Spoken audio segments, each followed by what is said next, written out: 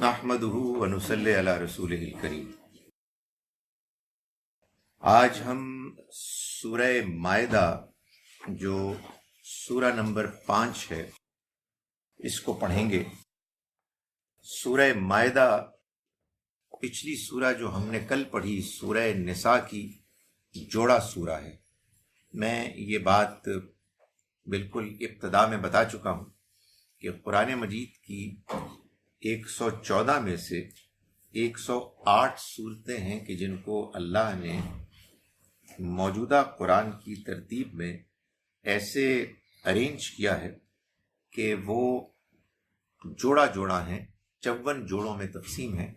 2 صورتیں جو ایک ساتھ آتی ہیں وہ پیئر پارٹنرز ہوتی ہیں۔ سورہ نساء اور سورہ مائدہ بھی چنانچہ جوڑا صورتیں ہیں۔ اس میں سورہ نساء میں اللہ تعالیٰ نے مسلمانوں کی ریاست، وہ ریاست کے جو مدینہ منورہ میں وجود میں آئی، اس میں وہ کیا بنیادی فیچرز ہونے چاہیے، ان کے کیا اصول ہونے چاہیے، ان کو بیان کیا، اور ساتھ ہی ساتھ وہ سٹرگل جو چل رہی تھی یہود و نصارہ کے ساتھ، اس کے بھی واقعات کو فرام ٹائم ٹو ٹائم مختلف پیسیجز میں ڈسکرائب کیا۔ اس سورہ مبارکہ میں، سورہ مائدہ میں، اللہ تعالیٰ نے اسی اصول کو کہ جو ایک مسلمانوں کی ریاست میں نظر آنا چاہیے، جو فیچرز، اس کو گویا کہ اپنی کلائمیکس، اپنی کمپلیشن تک پہنچا دیا، اور یہ بتایا کہ مسلمانوں سے اللہ تعالیٰ کی کیا توقعات ہیں، اور پھر ان سے ایک عہد معاہدہ لیا کہ جو اس سورہ مبارکہ میں بیان ہوا ہے۔ چونکہ اس سے پہلے اسی طرح کا کووننٹ، معاہدہ اللہ تعالیٰ نے اہل کتاب سے بھی لیا تھا، اور چونکہ ان کے ہاں اس معاملے میں غلطیاں، کوتاہیاں اور وائلیشنز ہوئی تھیں، تو اللہ تعالیٰ نے ان کا ذکر جگہ جگہ پر اس سورہ مبارکہ میں کیا ہے، تاکہ مسلمان ان کے ایٹیچیوڈ، رویے سے، اور اللہ تعالیٰ کا ان کے ایٹیچیوڈ پر اپنا جو رد عمل تھا اس کو سامنے رکھتے ہوئے اپنے بارے میں فیصلہ کریں کہ انہیں کس طرح کا رویہ اختیار کرنا ہے۔ چنانچہ سورہ مائدہ کا آغاز ایسے ہوتا ہے: اعوذ باللہ من الشیطان الرجیم، بسم اللہ الرحمن الرحیم۔ پہلی 2 آیات ہیں: ایمان والو اپنے رب سے باندھے ہوئے تمام معاہدے، عہد و پیمان پورے کرو۔ تمہارے لیے یہ جو مویشی کی قسم کے چوپائے ہیں، یہ سارے حلال قرار دے دیے گئے ہیں، سوائے ان کے کہ جو تمہیں بتائے جا رہے ہیں، یعنی کچھ ان میں سے چیزیں حرام ہیں جن کو اللہ تعالیٰ پہلے بھی بیان کر چکا ہے، اب دوبارہ بیان کرے گا۔ لیکن احرام کی حالت میں شکار تمہارے لیے حلال نہیں ہے۔ یہ اللہ کا حکم ہے، اور اللہ جو چاہتا ہے حکم دیتا ہے۔ ایمان والو اللہ کے شاعر کی بے حرمتی نہ کرو۔ شاعر یہ ریلیجس سمبلز ہوتے ہیں۔ اللہ تعالیٰ نے اپنے دین میں خاص طور پر حج عمرے کے موقع پہ بہت سے ریلیجس سمبلز ہیں کہ جن کو آئیڈینٹیفائی کیا، اور یہ فرمایا کہ تم ان کو رسپیکٹ دو، ان کی بے حرمتی نہ کرو، نہ حرام مہینوں کی۔ 4 مہینوں کو اللہ نے محترم قرار دیا تھا اس وجہ سے کہ عرب کے اس پیننسلا میں لوگ بہت لڑتے تھے، اور اگر لڑائی کے ماحول میں لوگ حج کرنے کے لیے سفر کر کے آتے تو ان کی زندگی خطرے میں ہوتی، تو اللہ نے حکماً یہ بتا دیا کہ 4 مہینے بالکل لڑائی نہیں ہوگی، اور حاجیوں کو، عمرہ کرنے والوں کو موقع دیا جائے گا کہ وہ آئیں اور اللہ کی عبادت کریں اس کے گھر میں آ کر۔ چنانچہ محترم مہینوں کی بھی بے حرمتی نہ کرو، اور نہ ہدی کے جانوروں کی، یعنی وہ جانور کے جو حاجی اپنے گھر سے لے کے جاتے اس مقصد کے لیے کہ وہ اللہ کے گھر میں جا کے ان کو قربان کریں، اور نہ ان میں سے خاص طور پر ان جانوروں کی جن کے گلے میں نظر کے پٹے بندھے ہوئے ہوں۔ یہ بھی ایک سمبل تھا کہ لوگ لے جاتے تھے جانوروں کو اور وہ باقاعدہ ان کے اندر ان کے اوپر پٹے باندھے ہوئے ہوتے تھے، اور نہ بیت الحرام کے عازمین کی جو اپنے رب کی عنایتوں اور اس کی خوشنودی کی تلاش میں نکلتے ہیں۔ اللہ کے گھر کے سفر کے لیے اللہ کے بندے نکل رہے ہیں، تمہیں ان کا احترام کرنا ہے۔ ہاں، جب احرام کی حالت ختم ہو جائے تو شکار کر سکتے ہو۔ تمہارے لیے مسجد حرام کا راستہ کچھ لوگوں نے بند کر دیا تھا، تو ان کے اسلام قبول کر لینے کے بعد شکریہ، اب ان کے ساتھ اس بنا پر تمہاری دشمنی بھی تمہیں ایسا مشتعل نہ کر دے کہ تم حدود سے باہر نکل جاؤ۔ یعنی بعض لوگ مشرکین مکہ، انہوں نے تم کو اللہ کے گھر میں داخل ہونے سے روکا، تمہارے اندر ان کے بارے میں منفی جذبات، غصے کے جذبات ہوں گے، لیکن اب وہ ایمان لے آئے ہیں، بھول جاؤ، اور ان کی دشمنی تمہیں اس بات کی طرف مائل نہ کرے کہ تم ان کے ساتھ زیادتی کرو۔ تم ہر حال میں ان کے ساتھ حسن سلوک کرو، اور دیکھو نیکی اور تقوی کے معاملات میں تعاون کرو، اور گناہ اور زیادتی میں تعاون نہ کرو۔ دوسرے انسانوں، دوسری قوموں کے ساتھ مسلمانوں کا یہی ریلیشن شپ ہونا چاہیے۔ اچھے کاموں میں، نیکی کے کاموں میں ہم کوآپریٹ کریں گے، برائی میں، زیادتی میں ہم کوآپریٹ نہیں کریں گے۔ فرمایا کہ اللہ سے ڈرتے رہو، اس لیے کہ اللہ سخت سزا دینے والا ہے۔ یہ پہلی دو آیات میں بیان کرنے کے بعد تیسری آیت سے لے کے 5ویں آیت تک اللہ تعالیٰ نے اب ان حرام جانوروں کو بیان کیا ہے، بلکہ ان حلال جانوروں میں جو چیزیں حرام ہیں، جو معاملات ناجائز ہیں، ان کو واضح کیا۔ فرمایا کہ تم پر مردار اور خون اور سور کا گوشت اور اللہ کے سوا کسی اور کے نام کا ذبیحہ حرام ٹھہرایا گیا ہے۔ یعنی وہ جانور جو حلال ہیں، وہ اگر مر جائیں بغیر ذبح ہوئے تو وہ حرام ہیں۔ ان حلال جانوروں کا خون بھی حرام ہے۔ سور جو بظاہر انہی حلال جانوروں کی طرح کا ایک جانور لگتا ہے، لیکن وہ گوشت خور ہے، اس لیے اس کو بھی حرام کر دیا گیا ہے۔ اور یہ حلال جانور اگر ذبح کیے گئے اللہ کا نام، اللہ کے علاوہ کسی اور کا نام لے کر، تو یہ بھی ناجائز ہو جائیں گے۔ اسی طرح سے اسی کے تحت وہ جانور بھی جو گلا گھٹنے سے مرا ہو، جو چوٹ سے مرا ہو، کیونکہ مردار کون ہے اس بارے میں بھی کچھ اختلاف، اشتباہ ہو سکتا تھا، تو اللہ تعالیٰ نے واضح فرمایا کہ جو گلا گھٹنے سے مرا ہو، جو چوٹ سے مرا ہو، جو اوپر سے گر کر مرا ہو، جو سینگ لگ کر مرا ہو، جسے کسی درندے نے پھاڑ کھایا ہو، سوائے اس کے کہ تم ان کو زندہ پا کر ذبح کر لو، اس صورت میں وہ حلال ہو جائیں گے۔ ورنہ یہ سارے کے سارے جانوروں کے مرنے کے امکانات اصل میں ان کو مردار کر دیتے ہیں، اور مردار جانور کا گوشت چاہے وہ ادروائز حلال ہی کیوں نہ ہو، وہ حرام ہے۔ اسی طرح وہ جانور بھی حرام ہیں جو کسی استانے پر ذبح کیے گئے ہوں۔ جانور حلال ہے، اس کو ذبح کیا گیا ہے، اللہ کا نام لے کے ذبح کیا گیا ہے، لیکن کسی ایسی جگہ پر ذبح کیا گیا ہے جہاں آرڈینریلی لوگ جاتے ہیں غیر اللہ کو خوش کر کے جانوروں کو ذبح کرنے کے لیے، یا ان سے دعائیں مانگنے کے لیے۔ جیسے ایک زمانے میں بتوں کے استھان ہوتے تھے، جیسے اس زمانے میں ہمارے ہاں مزار ہوتے ہیں، جہاں غیر اللہ کو خوش کرنے کے لیے لوگ جاتے ہیں اور وہاں جانور ذبح کرتے ہیں۔ تو فرمایا کہ وہ جائز جانور بھی جس کا گوشت حلال ہے، اگر وہ اللہ کے نام پر بھی ذبح کیا گیا ہے تو کسی آستانے پر ذبح کیے گئے ہوں، وہ بھی حرام ہے۔ اور یہ بات بھی ناجائز ہے کہ تم ان کا گوشت جوئے کے تیروں سے تقسیم کرو۔ تمہیں معلوم ہونا چاہیے کہ یہ سب خدا کی نافرمانی کے کام ہیں۔ یہ انکار کرنے والے کافر اب تمہارے دین کی طرف سے تم سے مایوس ہو گئے۔ یعنی اتنی تفصیل کے ساتھ جب اللہ نے اپنے دین کے اہم معاملات کو واضح کیا ہے، اس کے بعد اب ان کے اندر یہ خیال آ گیا ہے کہ نہیں، اب یہ لوٹ کے آنے والے نہیں۔ اس لیے ان حرمتوں کے معاملے میں ان سے نہ ڈرو، مجھی سے ڈرو۔ تمہارے دین کو آج میں نے تمہارے لیے پورا کر دیا ہے۔ یعنی جتنا دین میں نے تم کو بتانا تھا وہ میں نے اب تم کو بتا دیا ہے، اور تم پر اپنی نعمت تمام کر دی ہے۔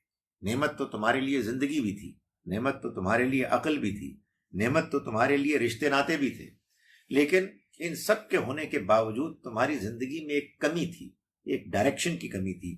میں نے اب اس نعمت کو تمہارے لیے پورا کر دیا اور تمہارے لیے دین کی حیثیت سے اسلام کو پسند کر دیا۔ سو میرے ان احکام کی پابندی کرو، پھر جو بھوک سے مجبور ہو کر ان میں سے کوئی چیز کھا لے بغیر اس کے کہ وہ گناہ کا رجحان رکھتا ہو تو اللہ بخشنے والا ہے، اس کی عنایت ہمیشہ کے لیے ہے۔ یعنی ان تمام چیزوں میں جن کو کہ اللہ نے حرام قرار دیا، اس میں بھی اللہ تعالیٰ نے یہ کنسیشن دیا کہ اگر کوئی ایسا موقع آ جائے کہ انسان بالکل مجبور ہو جائے اور اس کے پاس کھانے کو کچھ بھی نہ ہو، تو وہ اگر کھائے ان کو مجبوری کے عالم میں، یعنی شوق، دلچسپی اور رغبت کے بغیر، اور اتنا کھائے کہ جتنا اس کی ضرورت ہے، نہ کہ موقع پا کے خوب کھائے، تو پھر اللہ تعالیٰ فرماتے ہیں کہ اللہ معاف کرنے والے ہیں۔ اس کے بعد اگلی آیت نمبر 4 میں اللہ تعالیٰ یہ فرماتے ہیں کہ وہ تم سے پوچھتے ہیں کہ ان کے لیے کیا چیز حلال ٹھہرائی گئی ہے۔ آپ یہ کہیں گے کہ ابھی تو یہ بات ہو چکی ہے، تو یہ بات دوبارہ کیوں ہو رہی ہے؟ یہ قرآن مجید کا ایک بیان کا انداز ہے۔ قرآن مجید میں اللہ تعالیٰ نے جس بیان کے انداز کو ملحوظ رکھا ہے، جو معلوم ہوتا ہے کہ اس زمانے کی پریزنٹیشن کا ایک امپورٹنٹ فیچر ہوا کرتا تھا، اچھی امپریسو پریزنٹیشنز کا، کہ اس میں بات غیر ضروری طور پر طویل لمبی نہیں ہوتی تھی۔ چنانچہ اس کا ایک پہلو یہ تھا کہ آپ اگر کوئی سوال کر رہے ہیں اور اس کا جواب دیا جا رہا ہے، تو سوال کو جب نقل کیا جائے گا تو پورا سوال بیان نہیں کیا جائے گا، اس لیے کہ جواب میں سوال معلوم ہو جائے گا۔ صرف سوال میں اشارہ کافی ہے، باقی جواب جب سن لو گے تو خود ہی معلوم ہو جائے گا کہ سوال کیا تھا۔ ورنہ ایک انتہائی بورنگ چیز ہوگی کہ پہلے ایک لمبا سوال ہے اور پھر جواب میں پھر اس کا بیان آئے گا اور ایک غیر ضروری طوالت ہوگی۔ تو یہاں اختصار کے ساتھ بیان کیا گیا کہ وہ تم سے پوچھتے ہیں کہ ان کے لیے کیا چیز حلال ٹھہرائی گئی ہے۔ کہہ دو تمام پاکیزہ چیزیں تمہارے لیے حلال ہیں، اور شکاری جانوروں میں سے جن کو اس علم میں سے کچھ سکھا کر تم نے ٹرین کر لیا ہے، جو اللہ نے تمہیں سکھایا ہے، ان کا کیا ہوا شکار بھی حلال ہے۔ یہ سوال تھا جس کو اختصار کے ساتھ بیان کیا گیا۔ یہ جو ٹرین کرنے کے لیے اللہ تعالیٰ نے انسان کو موقع دیا ہے، اس کے لیے جو لفظ استعمال ہوا ہے مکلبین، یہ اصل میں کتے کے لیے آتا ہے۔ تو شکاری جانوروں میں کتا ایک بڑا امپورٹنٹ شکاری جانور ہے، تو ان کو تم سکھاتے ہو۔ اللہ تعالیٰ نے فرمایا اس لیے جو وہ تمہارے لیے روک رکھیں اس میں سے کھاؤ، اور جانور کو شکار پر چھوڑنے سے پہلے اس پر اللہ کا نام لے لیا کرو اور اللہ سے ڈرتے رہو، بے شک اللہ بہت جلد حساب چکانے والا ہے۔ یہ اللہ تعالیٰ نے بات بیان فرمائی خاص حرام حلال کے معاملے میں ایک خاص پہلو کے بارے میں، جس سے معلوم ہوتا ہے کہ اللہ تعالیٰ کو کوئی خاص کتوں سے نیگیٹو باعث نہیں ہے، بلکہ وہ بڑے یوزفل جانور ہے اور وہ شکار میں کام آتے ہیں۔ اور اگر بعض اوقات آپ شکار کریں اور آپ کا شکار اللہ کا نام لے کے آپ نے کیا ہو، وہ اپنے منہ میں لے کے آ جائیں، تو آپ کے لیے وہ جائز، حلال اور پاکیزہ ہے۔ اس کے بعد آیت نمبر 5 میں اللہ تعالیٰ فرماتے ہیں کہ تمام پاکیزہ چیزیں اب تمہارے لیے حلال ٹھہرا دی گئی ہیں، چنانچہ اہل کتاب کا کھانا بھی تمہارے لیے حلال ہے اور تمہارا کھانا بھی ان کے لیے حلال ہے۔ اس کا کیا مطلب ہے؟ اس کا مطلب یہ نہیں ہے کہ آپ اہل کتاب کے دسترخوان پہ جا کے سور کا گوشت اور شراب کھا پی سکتے ہیں۔ اس کا مطلب یہ ہے کہ انہوں نے بھی اگر حلال جانور کو صحیح طریقے سے ذبح کیا ہے اللہ کا نام لے کر، تو وہ تمہارے لیے حلال ہے۔ یعنی اب اس معاملے میں تمہیں تردد نہیں ہونا چاہیے کہ تم کہیں کسی یہودی کے پاس جاؤ اور وہ یہ کہے کہ یہ گوشت ہے اور یہ کوشر ہے، تو بس ٹھیک ہے کھا لو، تمہارا کھانا بھی ان کے لیے جائز ہے۔ یعنی اب اس معاملے میں تمہیں تردد نہیں کرنا چاہیے۔ اس کا یہ مطلب نہیں ہے کہ انہوں نے اللہ کا نام ہی نہ لیا ہو اور آپ کے دسترخوان پہ رکھ دیا ہو تو وہ جائز ہے۔ نہیں، وہ جائز نہیں ہے۔ یہ اب واضح ہو گیا ہے کہ جائز کیا ہے اور ناجائز کیا ہے، اس لیے اب تم ان کے کھانے کھا سکتے ہو جو تمہیں معلوم ہے کہ جائز ہے۔ اسی طرح سے جب یہ بات واضح ہو گئی کہ شرک کیا ہے اور توحید کیا ہے، تو مسلمانوں کی پاک دامن عورتیں تمہارے لیے حلال ہیں، اور تم سے پہلے کے اہل کتاب کی پاک دامن عورتیں بھی حلال ہیں، یعنی ان سے بھی نکاح ہو سکتا ہے جب تم ان کے مہر انہیں ادا کر دو، اس شرط کے ساتھ کہ تم بھی پاک دامن رہنے والے ہو، نہ بدکاری کرنے والے اور نہ چوری چھپے آشنائی کرنے والے۔ یعنی یہ ایک اعلانیہ چیز ہونی چاہیے، اس میں لوگوں کو معلوم ہونا چاہیے کہ ایک نیا خاندان وجود میں آ رہا ہے، اس میں آپ جو کچھ کرتے ہیں وہ اصل میں چوری چھپے تعلقات کو ختم کر کے ایک جائز قسم کا ایک ریلیشن شپ ہے جو قائم ہوتا ہے۔ اپنے ایمان کو البتہ ہر حال میں خالص رکھو اور جانتے رہو کہ جو ایمان کے منکر ہیں ان کی سب محنت ضائع ہو جائے گی اور قیامت کے دن وہ نامرادوں میں سے ہوں گے۔ یعنی وہ لوگ کہ جو جان بوجھ کر اللہ کی طرف سے آئی ہوئی حقیقت کا انکار کرنے پر اڑ جاتے ہیں، تو اس سے انسان کے نیکی کے اعمال ضائع ہو جاتے ہیں۔ یہ نیکی کے اعمال ہر اس کام سے ضائع ہو جاتے ہیں جس میں انسان نیکی کرنے کے بعد جان بوجھ کر برائی پر اڑ جاتا ہے، ضد میں آ جاتا ہے اور وہ اپنی اصلاح کے موقع پانے کے باوجود نظر انداز کرتا ہے۔ اس کے بعد اللہ تعالیٰ نے جب پاکیزگی کا ذکر شروع ہوا تو ایک اور پاکیزگی کے پہلو کو بھی بیان کیا۔ ایمان والو، یہی پاکیزگی اللہ کے حضور میں آنے کے لیے بھی تمہیں چاہیے، چنانچہ جب نماز کے لیے اٹھو تو اپنے منہ اور ہاتھ کوہنیوں تک دھو لو اور سروں کا مسح کرو اور ٹخنوں تک پاؤں بھی دھو لو، اور اگر جنابت کی حالت میں ہو تو نہا کر پاک ہو جاؤ، اور کبھی ایسا ہو کہ تم بیمار ہو یا سفر میں ہو یا تم میں سے کوئی رفع حاجت کر کے آئے یا عورتوں کے ساتھ تعلق کی ہو اور پانی نہ ملے تو تم کوئی پاک جگہ دیکھو اور اس سے اپنے چہروں اور ہاتھ کا مسح کر لو۔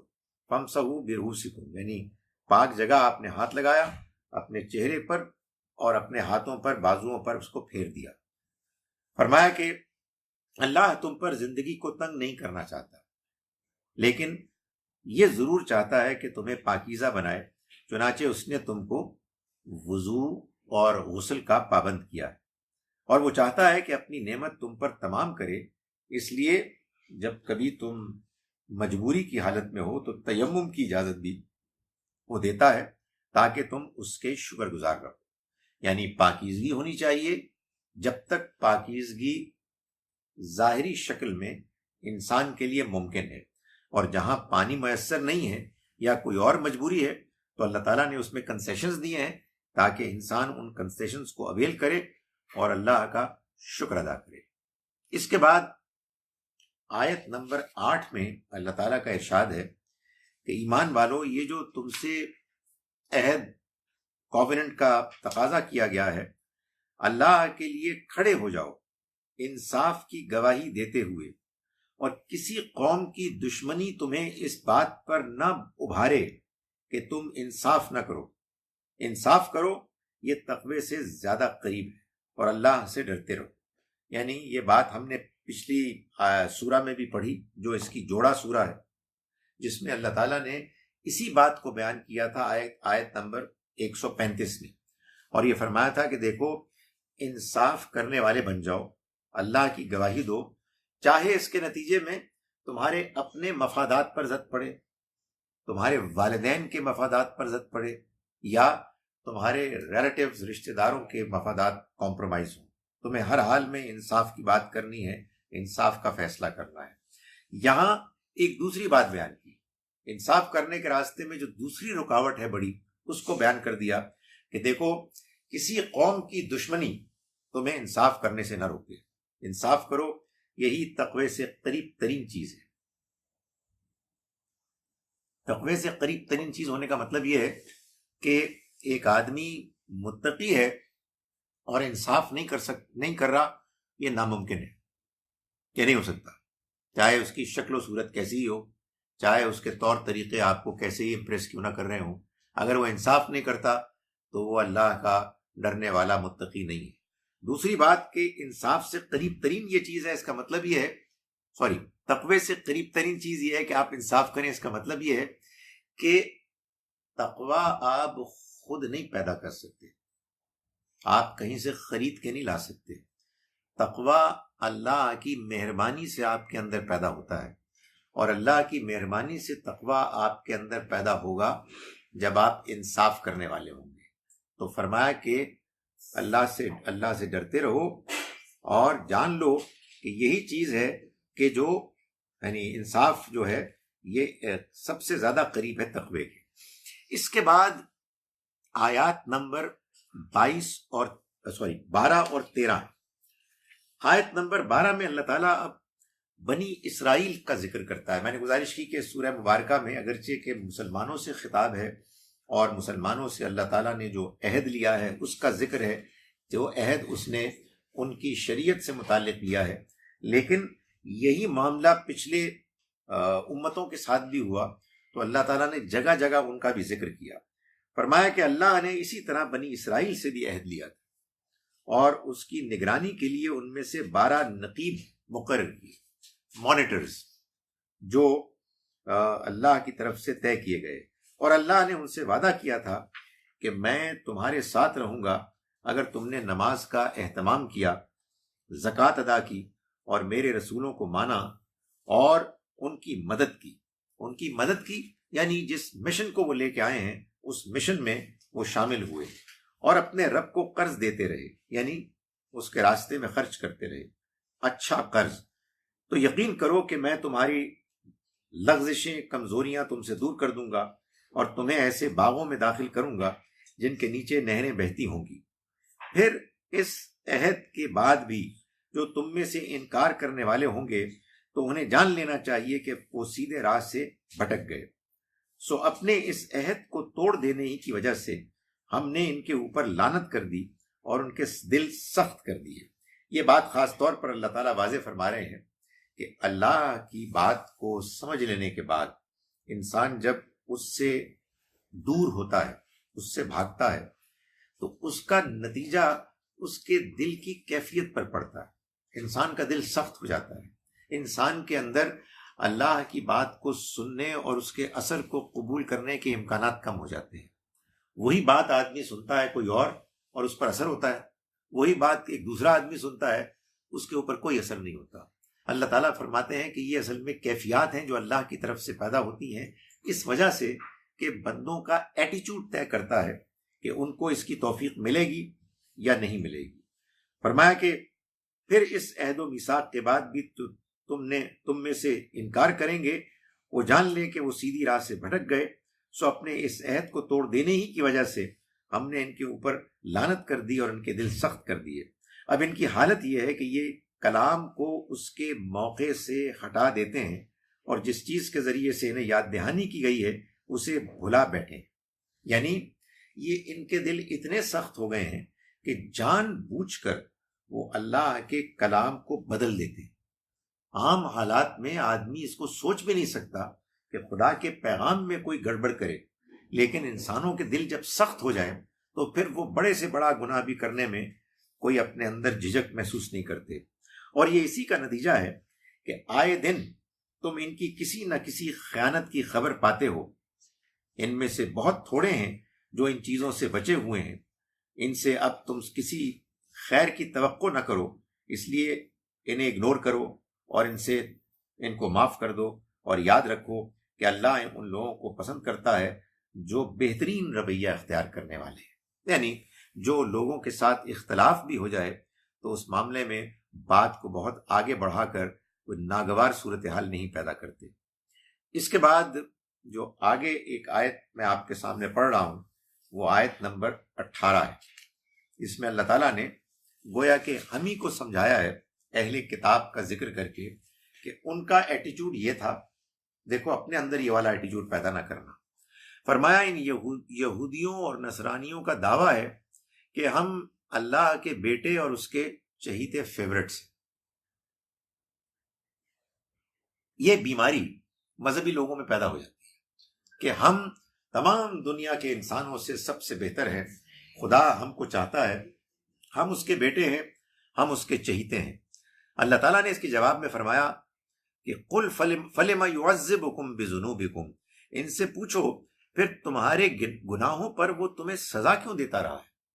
اس کی کیا وجہ ہے کہ تم ہو تو اس کے فیورٹس لیکن دنیا میں ذلیل ہو رہے ہو، تم دوسروں کے پاس جا کے بھیک مانگتے ہو، دوسرے ہیں جو دنیا میں ترقی پا رہے ہیں، اور تم ہو کہ تمہارے حالات بگڑتے چلے جا رہے ہیں اور تم فیورٹس ہو۔ تو یہ خدا تعالیٰ کا جواب ہے کہ بھائی کچھ آدمی کو اپنی آنکھیں بھی کھولنی چاہیے۔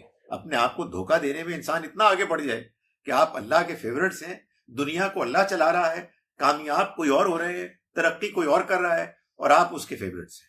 تو فرمایا کہ یہ آپ کو پھر عذاب کیوں دیتا رہا ہے؟ نہیں، بلکہ اصل بات یہ ہے کہ تم بھی اسی کے پیدا کیے ہوئے انسانوں میں سے انسان ہو۔ وہ تم سے جس کو چاہے گا بخش دے گا، اور جس کو چاہے گا اپنے اصول قانون کے مطابق سزا دے گا۔ اس کے فیصلوں میں کوئی اثر انداز نہیں ہو سکتا، اس لیے کہ زمین و آسمان اور ان کے درمیان جو کچھ بھی ہے اس کی بادشاہی اللہ ہی کے لیے ہے، اور تم میں سے ہر ایک کو اسی کی طرف لوٹنا ہے۔ یعنی اپنے اندر سے اس طرح کی غلط فہمیاں دور کر دو اور اپنے آپ کو ٹھیک کرنے کی کوشش کرو، ورنہ اس دھوکے میں مبتلا ہو کہ تم کبھی بھی اپنی اصلاح نہیں کر سکو گے۔ کسی نے بڑی اچھی بات کہی کہ جن لوگوں کو یہ اندازہ ہی نہیں ہوا کہ وہ گر چکے ہیں، وہ اٹھیں گے کیسے؟ اس لیے کہ اٹھنے سے پہلے تو آپ کو معلوم ہونا چاہیے کہ آپ زمین میں گرے ہوئے ہیں۔ لیکن جو گرے ہوئے ہیں اور وہ کہیں کہ ہم سب سے بلند ہیں، ظاہر ہے کہ پھر ان کے اٹھنے کا کوئی امکان نہیں۔ تو اللہ تعالیٰ یہ فرما رہے ہیں کہ یہ بالکل غلط فہمی ہے، اس کا حقیقت سے کوئی تعلق نہیں۔ اس کے بعد آیت نمبر 27 سے 32 ہے کہ جس میں اللہ تعالیٰ یہ بتا رہے ہیں کہ یہ جو یہودیوں نے اس وقت تم لوگوں کے ساتھ رویہ اختیار کیا ہوا ہے، یعنی جب نبی اکرم صلی اللہ علیہ وسلم دعوت دے رہے تھے تو یہودی پوری طرح سے مخالفت کر رہے تھے، اس لیے کہ ان کو یہ بات کسی صورت بھی قابل قبول نہیں تھی کہ بنی اسرائیل کی جگہ بنی اسماعیل میں سے کسی انسان کو اللہ تعالیٰ یہ شرف دے کہ وہ سٹیٹس پائیں کہ ان کی رہنمائی میں باقی سارے لوگ اللہ کے پیغام کو پیش کریں، اور بنی اسماعیل اب بنی اسرائیل کی جگہ اللہ کے نمائندے بن جائیں۔ انہوں نے یہ مخالفت کی۔ یہ مخالفت بیسیکلی جیلسی، انوی کی وجہ سے تھی، حسد کی وجہ سے۔ تو اللہ تعالیٰ نے فرمایا کہ تمہاری مخالفت میں اب یہ اس قدر آگے بڑھ گئے ہیں، نبی فساد میں مبتلا ہو گئے ہیں کہ انہیں آدم کے 2 بیٹوں کا قصہ سناؤ، یعنی حابیل و قابیل کا، جس طرح کہ وہ واقعتاً ہوا بالحق۔ یعنی مطلب یہ ہے کہ قصے تو لوگ سناتے ہیں داستان کو بڑھانے کے لیے، لوگوں کو خوش کرنے کے لیے، اور یہ میں بتاؤں کہ یہ بڑا فتنہ ہے۔ میں اتنا اس پہ پریشان ہوتا ہوں کہ مسلمانوں کو اگر کوئی واقعات، قصے، گپیں، ایگزیجریٹڈ باتیں بتائیں اور بہت جذبے میں آ جاتے ہیں، بہت دلچسپی لیتے ہیں، قرآن سنائیں سو جاتے ہیں، اس لیے کہ قرآن مجید سچائی بیان کرتا ہے۔ اور جن لوگوں کا ٹیسٹ اس طرح کا بن گیا ہے کہ وہ ایگزیجریٹڈ باتوں ہوئی کو اپریشیٹ کرتے ہیں، اس کے بعد ان کو جو بات سچی ہوتی ہے جس میں کہ کسی قسم کی کوئی مبالغہ آمیزی نہیں ہوتی، تو لوگوں کو وہ چیز پسند نہیں آتی۔ تو فرمایا کہ آپ پڑھ کر سنائیں، ان کو بیان کریں ان کے سامنے آدم کے 2 بیٹوں کا قصہ بالکل جیسے وہ واقع ہوا۔ جب ان دونوں نے قربانی پیش کی تو ان میں سے ایک کی قربانی قبول کر لی گئی اور دوسرے کی قربانی قبول نہیں کی گئی۔ ایک زمانہ تھا کہ جب اللہ تعالیٰ کے ہاں اس طرح کے واقعات بہت ہوتے تھے کہ وہ پریکٹیکلی لوگوں کی نگاہوں کے سامنے اسی موقع پر کروا دیتا تھا۔ کوئی آسمان سے کوئی آگ آتی یا کوئی اور ذریعہ اختیار کرتا، اور یہ معلوم ہو جاتا کہ کس کی نیکی کا عمل قبول ہو گیا، کس کی نیکی کا عمل قبول نہیں ہوا۔ اب کیوں نہیں ہوتا؟ اللہ تعالیٰ آپ کو ذرا ڈیفرنٹ طریقے سے آزما رہا ہے۔ ان کو یہ ایڈوانٹیج کیوں ملی؟ نہیں، یہ ایڈوانٹیج نہیں تھی۔ جس کو اگر کوئی بظاہر ایڈوانٹیج ملتی ہے اس کی ذمہ داریاں زیادہ سخت ہو جاتی ہیں۔ یہ ایک بیسک پرنسپل ہے اللہ تعالیٰ کی۔ یہ بات اگر ہم لوگ سمجھ لیں تو ہم بہت سی پریشانیوں سے بچ جائیں۔ جس کی تکلیفیں، پریشانیاں، مشکلات زیادہ ہیں اس کے لیے کنسیشنز، آسانیاں بھی زیادہ ہیں۔ جن کے لیے بات کو ماننے میں رکاوٹیں زیادہ ہیں ان کو اللہ الاؤنس بھی زیادہ دے گا۔ جن کے لیے حالات زیادہ کنجینیل، سازگار ہیں ان کی پکڑ بھی زیادہ ہے۔ سو اللہ تعالیٰ کے ہاں مکمل انصاف ہے۔ تو اس زمانے میں ایسا ہوا کہ 2 بھائی تھے، ان میں سے ایک کی اللہ تعالیٰ نے قربانی کو قبول کیا دوسری کی قربانی کو قبول نہیں کیا۔ پھر جس کی قربانی قبول نہیں کی گئی اس نے کہا میں تمہیں قتل کر دوں گا۔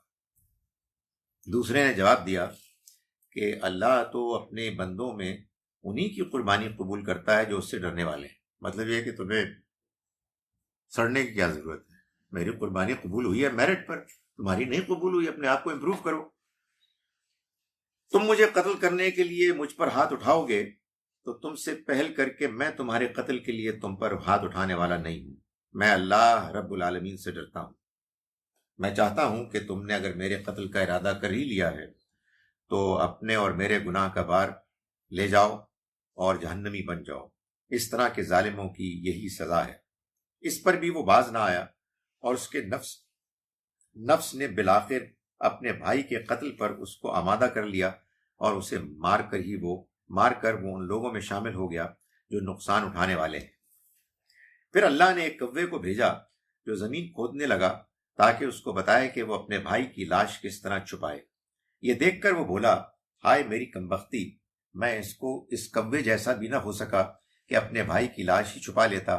سو اس پر وہ بے حد شرمندہ ہوا۔ یہ بات بھی اللہ تعالیٰ نے اس لیے بتائی کہ انسان جب کوئی بڑا گناہ کرتا ہے تو اس کے بعد اس کے لیے یہ موقع ہوتا ہے کہ وہ شرمندہ ہو کے معافی مانگے، لیکن جن لوگوں کو اس کی توفیق نہیں ملتی وہ شرمندہ تو ہوتے ہیں لیکن کسی ارریلیونٹ بات پر جس کا اس سے کوئی تعلق نہیں ہوتا۔ شرمندگی کی بات تو یہ تھی کہ میں نے اپنے بھائی کو قتل کر دیا، لیکن وہ شرمندہ اس پہ ہوا کہ یہ مجھے نہیں پتہ لگ سکا کہ اس کو دفن کیسے کیا جائے۔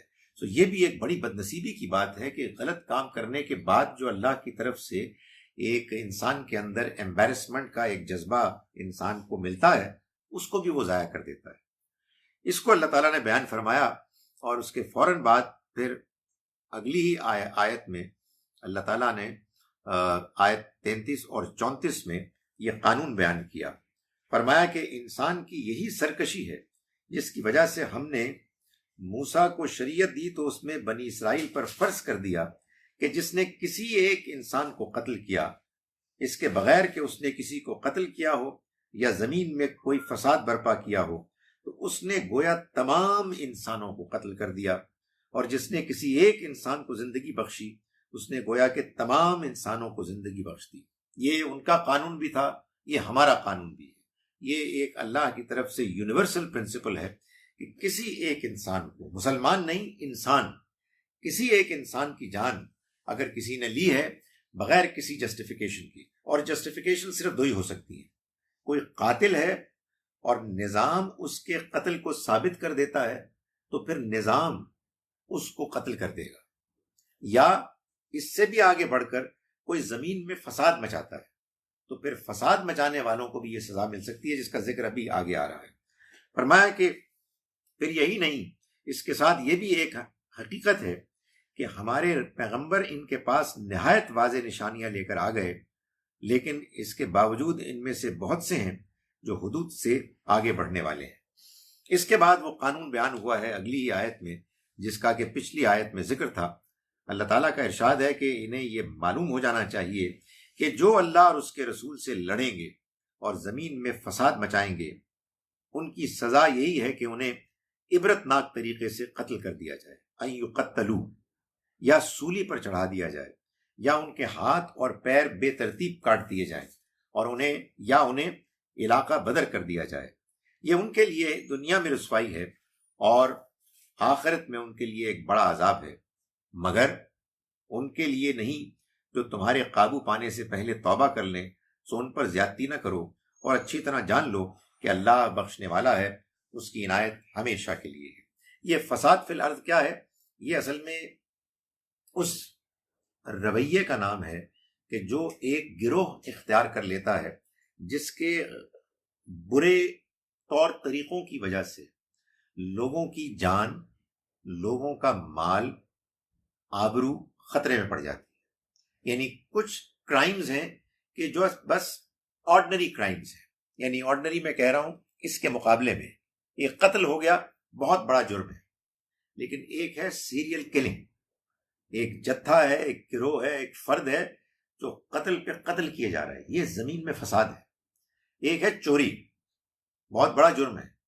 ایک ہے ڈاکہ، لوگ ڈکیتیاں کر رہے ہیں، دن دہاڑے دندناتے ہوئے جاتے ہیں اور لوگوں کے مال چھین لیتے ہیں. یہ آرڈنری چوری نہیں ہے. ایک ہے زنا اور ایک ہے ریپ، ایک ہے بے حیائی کو پھیلانا اور عام کر دینا سر عام. تو اللہ تعالیٰ نے اس زمین میں فساد مچانے والوں کے لیے جو سزا مقرر کی ہے وہ عبرت ناک ہے، یعنی اس کو کسی صورت بھی ٹالریٹ نہیں کیا جائے گا. اور اللہ تعالیٰ نے اس کو بیان فرمایا ہے کہ یہ وہ لوگ ہیں کہ جن کو کہ کسی صورت بھی معاف نہیں کیا جائے گا سوائے اس کے کہ ان پر قابو پانے سے پہلے ہی انہوں نے اپنے رویے کو بدل لیا اور وہ تائب ہو گئے. اس کے بعد آیات 42 اور 43 میں اللہ تعالیٰ نے نبی اکرم صلی اللہ علیہ وسلم کو یہ ہدایت کی کہ یہ لوگ کہ جو یہاں مدینے میں یثرب میں یہودی ہیں اور یہ اپنے رویے میں بالکل غیر واضح ہیں، ان کے اندر منافقت ہے، یہ کبھی اپنی عدالتوں سے فیصلے کرواتے ہیں اور کبھی آپ کے پاس آ جاتے ہیں. تو یہ اگر آپ کے پاس آتے ہیں تو آپ کا کیا رویہ ہونا چاہیے؟ فرمایا سماعون للکذب، یہ وہ لوگ ہیں کہ جو جھوٹ پر کان لگاتے ہیں اور جھوٹی گواہی کے لیے بغیر کسی تردد کے حرام کھاتے ہیں. لہذا فیصلوں کے لیے اگر یہ آپ کے پاس آئیں تو آپ کو اختیار ہے، آپ چاہے ان کا فیصلہ کریں یا ان کو ٹال دیں، اگنور کر دیں. اور اگر آپ ان کو ٹال دیں گے تو یہ آپ کا کوئی نقصان نہیں کر سکتے، آپ پر کوئی بلیم نہیں ہے. لیکن اگر آپ فیصلہ کریں تو پھر ان کا فیصلہ کریں انصاف کے ساتھ، اس لیے کہ اللہ انہی لوگوں کو پسند کرتا ہے جو انصاف کا فیصلہ کرتے ہیں. ویسے یہ آپ کے پاس فیصلہ کراتے کس طرح سے ہیں؟ یہ آپ کے پاس فیصلہ کرانے آتے کیوں ہیں جبکہ ان کے پاس تو تورات ہے جس میں اللہ کا فیصلہ موجود ہے؟ پھر فیصلے کے لیے آپ کی طرف ہی آتے ہیں.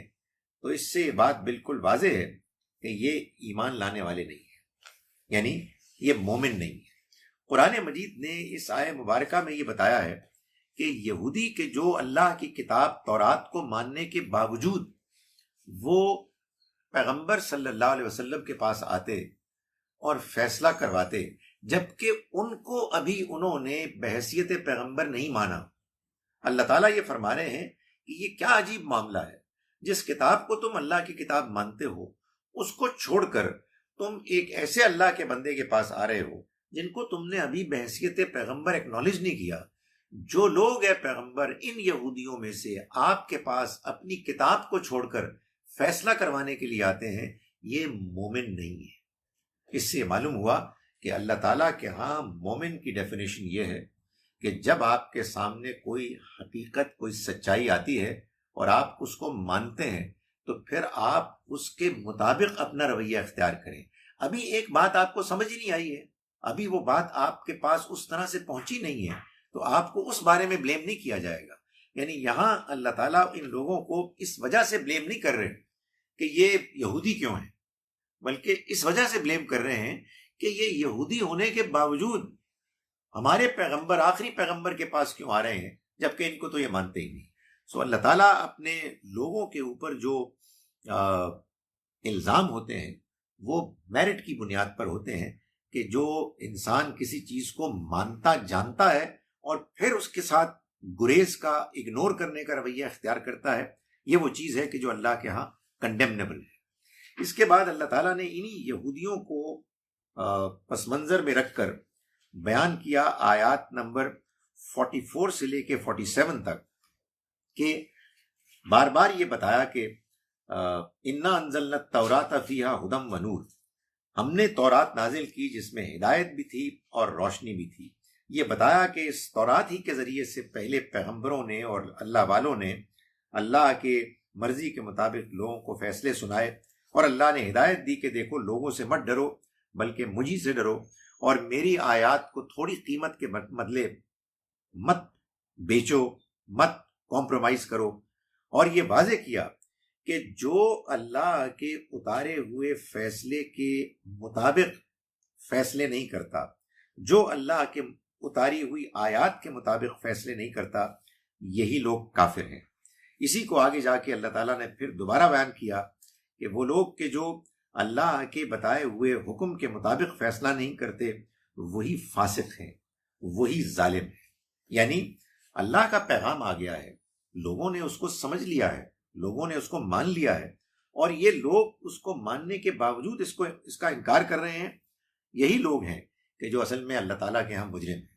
یعنی اللہ کے ہاں مجرم وہ لوگ ہوتے ہیں کہ جنہوں نے ایک بات سمجھ لی، جان لی، اور اس کے بعد اس کو اگنور کر رہے ہیں۔ اس کے بعد آیات 51 اور پھر 57 اور 58 میں ایک ایسی حقیقت واضح ہوئی ہے کہ جو میں آپ کے سامنے پیش کرنا چاہتا ہوں۔ آیت نمبر 51 میں اللہ تعالیٰ فرما رہے ہیں، یا ایھا الذین آمنوا، ایمان والو، لا تتخذوا الیہود والنصارى اولیاء، تم یہودیوں اور نصرانیوں کو دوست نہ بناؤ، بعضهم اولیاء بعض، ان میں سے بعض دوسروں کے دوست ہیں، یعنی یہ ایک دوسرے کے دوست ہیں۔ وَمَن يَتَوَلَّهُم مِّنكُمْ، اور جو ان کو دوست بنائے گا تم میں سے، فَإِنَّهُ مِنْهُمْ، تو وہ پھر انہی میں سے ہوگا۔ إِنَّ اللَّهَ لَا يَهْدِي الْقَوْمَ الظَّالِمِينَ، اللہ ظالم لوگوں کو ہدایت نہیں دیتا۔ یہ ہمارے ہاں ایک بڑی پاپولر انڈرسٹینڈنگ ہے کہ آپ یہودیوں اور نصرانیوں کو دوست نہیں بنا سکتے، quite apart from other problems that this understanding creates۔ ابھی ہم نے پڑھا اسی سورہ میں کہ اللہ تعالیٰ نے فرمایا کہ ان کی عورتوں سے نکاح ہو سکتا ہے، دوستی نہیں ہو سکتی، نکاح ہو سکتا ہے۔ یہی وہ انڈرسٹینڈنگ ہے کہ جس کی بنیاد پر ہمارے ہاں ایک ٹیررزم کی ویو آئی، اور اس میں ان کی آرگومنٹ یہ تھی کہ پاکستان نے معاہدے کیے ہوئے ہیں امریکہ کے ساتھ، صحیح کیے ہیں غلط کیے that is besides the point, لیکن جو ریلیجس آرگومنٹ ہے وہ یہ ہے کہ عیسائی جو ہیں وہ نصارہ ہیں، اور ان کا تعلق اسرائیل سے ہے، وہ یہود ہیں، اور ہمارے حکمران، ہماری فوج ان کے ساتھ دوستی کر رہی ہے، تو جو ان سے دوستی کرے گا وہ انہی میں سے ہوگا۔ چنانچہ ان کے ہاں یہ پوری آرگومنٹ بلڈ اپ ہوئی، مسلمانوں کی ایک بڑی تعداد اس میں کنونس تھی، اینڈ لیٹ می سے کنونسڈ ہے، کہ وہ ان آیات کی بنیاد پر وہ یہ سمجھتے ہیں کہ جو ان کے ساتھ اچھے تعلقات قائم رکھے گا، دوستی رکھے گا، تو وہ پھر انہی میں سے گردانا جائے گا۔ ظاہری طور پر اگر آپ مسکرا کے منافقت کے ساتھ ملیں گے اس پہ وہ مائنڈ نہیں کرتے، لیکن کہتے ہیں کہ معاہدے نہیں ہونے چاہیے، کوئی دوستیاں نہیں ہونی چاہیے۔ یہ آیہ مبارکہ وہ پیش کرتے ہیں۔ میں اس آیہ مبارکہ کو اس طرح سے بیان کر رہا ہوں کہ اس میں یہود و نصارہ کے ساتھ ایک الف لام لگی ہوئی ہے، جو انگریزی کا د ہے، دی، جو اصل میں دو میں سے کسی ایک مفہوم کے لیے آ سکتا ہے۔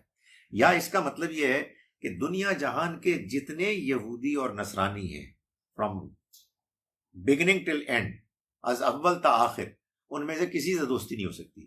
وہ تو میں نے آپ کو بتا دیا کہ ایک کنٹرڈکشن ہے، کہ ابھی فرمایا ہے آپ ہی نے کہ ان کی عورتوں سے نکاح ہو سکتا ہے۔ دوسرا اس کا مطلب ہو سکتا ہے کہ یہ پرٹیکولر یہودی اور یہ پرٹیکولر نصارہ، ان سے تم دوستی نہیں کر سکتے۔ میں آگے اب آیت نمبر 57 اور 58 میں آپ کے سامنے یہ حقیقت بیان کر رہا ہوں کہ اصل میں اس سے مراد یہ دوسری ہی انڈرسٹینڈنگ ہے کہ کچھ خاص یہودی اور کچھ خاص نصرانی تھے جن کے بارے میں اللہ تعالیٰ نے فرمایا تھا کہ تم ان سے دوستی نہیں کرو گے۔ فرمایا کہ ایمان والو، میں آیت نمبر 57 پڑھ رہا ہوں، ایمان والو، تم سے پہلے جنہیں کتاب دی گئی ان میں سے جن لوگوں نے تمہارے دین کو ہنسی اور کھیل بنا لیا، یعنی جو تمہارے دین کا مذاق اڑاتے ہیں، انہیں اور دوسرے انکار کرنے والوں کو اپنا دوست نہ بناؤ، اور اللہ سے ڈرو اگر تم مومن ہو۔ تم دیکھتے نہیں ہو کہ جب تم نماز کے لیے پکارتے ہو تو وہ اس کا مذاق اڑاتے ہیں اور اسے کھیل بنا لیتے ہیں، اس کی وجہ یہ ہے کہ وہ عقل سے کام نہیں لیتے۔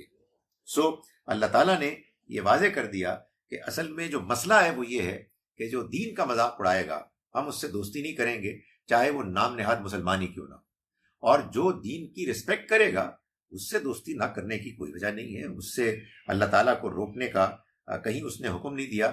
ہم ابھی سورہ آل عمران میں آیات نمبر 113 to 115 پڑھا ہیں کہ اللہ تعالیٰ نے بعض اہل کتاب کے بارے میں فرمایا کہ یہ بہت نیک لوگ ہیں، اللہ کے آگے جھکنے والے ہیں، نیکی کا حکم دیتے ہیں، برائی سے روکتے ہیں، یہ جو نیکی بھی کریں گے یہ ضائع نہیں ہوگی۔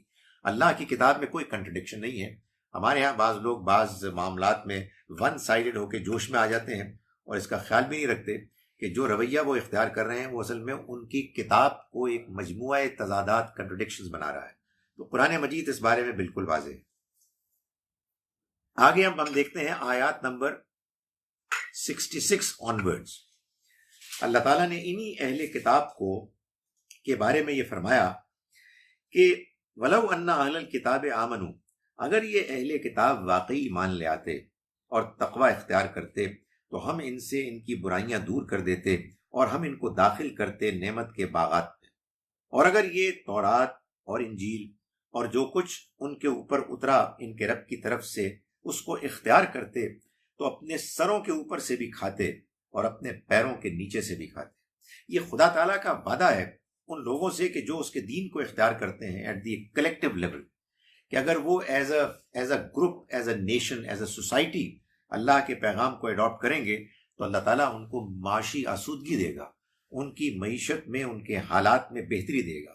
فرمایا منہم امۃ مقتصدہ، ان میں سے ایک جماعت ایسی بھی ہے کہ جو سیدھے راستے پر ہے، راستی پر قائم ہے، لیکن ان میں سے بہت سے وہ ہیں کہ جو برے اعمال کر رہے ہیں. اس کے بعد آیات نمبر 77 تا 79 77 to 79 ہے، جس میں اللہ تعالیٰ نے جو بات بیان فرمائی ہے وہ یہ ہے کہ یہ جو اہل کتاب ہیں ان کا رویہ غلط کیوں ہوا، اس کو بیان کیا. میں نے گزارش کی کہ اس سورہ مبارکہ میں اللہ تعالیٰ نے مسلمانوں سے ان کے معاہدہ کیا ہے اور ان کو اس بات کا پابند کیا ہے کہ جو دین شریعت ان کو ملی ہے انہوں نے اس پر قائم رہنا ہے. چنانچہ اللہ نے ان کو سبق سکھانے کے لیے، سمجھانے کے لیے ماضی میں جن لوگوں کو یہی سٹیٹس ملا تھا ان کے رویوں کے واقعات بیان کر کے اللہ تعالیٰ نے یہ رہنمائی کی ہے کہ ہم اس راستے کو اختیار نہ کریں. فرمایا قل یا اہل الکتاب، آپ کہیے اے اہل کتاب، لا تغلو فی دینکم غیر الحق، تم دین کے معاملے میں بغیر وجہ کے غلو مت کرو، ایگزیجریٹ مت کرو. ستیہ ناس ہو جاتا ہے ساری دینی انڈرسٹینڈنگ کا جب آپ ایگزیجریٹ کرتے ہیں. اینڈ انفارچونیٹلی ہمارے یہاں بھی یہی سب کچھ ہوا ہے. یعنی بات صرف اتنی ہوتی ہے، اس کو بڑھا چڑھا کے پیش کرتے ہیں. لوگوں کی تسلی نہیں ہوتی جب تک کہ بات کو آپ بڑھا کے پیش نہ کریں، کیونکہ قرآن ایگزیجریٹ کرتا ہی نہیں ہے، اس لیے لوگوں کو قرآن مجید سے دلچسپی بھی نہیں ہوتی. وہ ویسے قصے سننا چاہتے ہیں، وہ یہ جاننا چاہتے ہیں کہ تم اتنی ننھی سی نیکی کرو گے وہ اتنی بڑی ہو جائے گی، اور لوگوں کے اندر پھر بڑا جذبہ جوش پیدا ہو جاتا ہے. وہ واقعات سننا چاہتے ہیں کہ جو واقعات عام طور پر ہوتے ہی نہیں، اس میں کوئی حقیقت ہو بھی نہیں سکتی، لیکن وہ مبالغہ ہوتا ہے، اس مبالغے میں لوگ مبتلا ہوتے ہیں. نصرانی اس مبالغے میں مبتلا ہوئے جب ان کو یہ بات معلوم ہوئی کہ مسیح علیہ السلام بن باپ کے پیدا ہوئے تو ان کا اللہ کے بیٹے. اور اسی طرح سے یہودیوں کا بھی ہوا. ہمارے ہاں بھی یہ مبالغہ اتنا زیادہ ہے کہ نبی اکرم صلی اللہ علیہ وسلم کے بارے میں وہ باتیں بیان کی جاتی ہیں اور ان کے مقابلے میں باقی پیغمبروں کو انسلٹنگ انداز میں بیان کیا جاتا ہے.